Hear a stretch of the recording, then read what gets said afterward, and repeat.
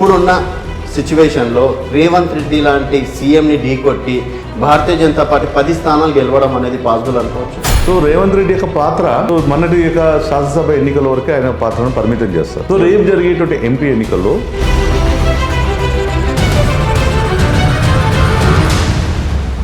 నరేంద్ర మోడీ గారు 18 గంటలు దేశం కోసం ప్రజల కోసం కష్టపడుతున్న నాయకుడు.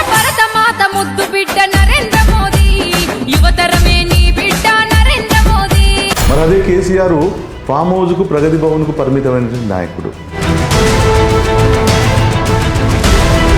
అంటే ఇక్కడ 10 సంవత్సరాలు కేసీఆర్ పరిపాలన మీద వ్యతిరేకతతోటి కేసీఆర్ని గద్దెదించారు.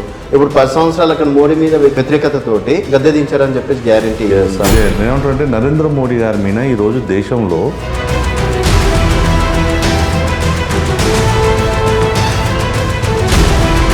ఇవాళ దేశానికి ప్రధానమంత్రి నరేంద్ర మోడీ గారు శ్రీరామ తీర్థ ట్రస్ట్ వాళ్ళు ఆహ్వానిస్తే దాన్ని కూడా రాజకీయం చేసింది కాంగ్రెస్ పార్టీ.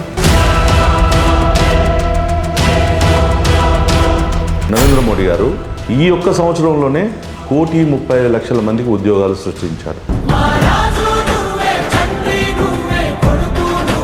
తెలంగాణలో ఎన్ని స్థానాలు గెలుస్తారు? ఎస్, తెలంగాణలో ఇదే ముఖ్యమంత్రి గారు ఏం చెప్పారు, ఎవరైతే లోన్లు ఉన్నాయో మీరు క్లియర్ చేసుకుని 2 లక్షలు తెచ్చుకోండి, నేను కడతా అన్నారు.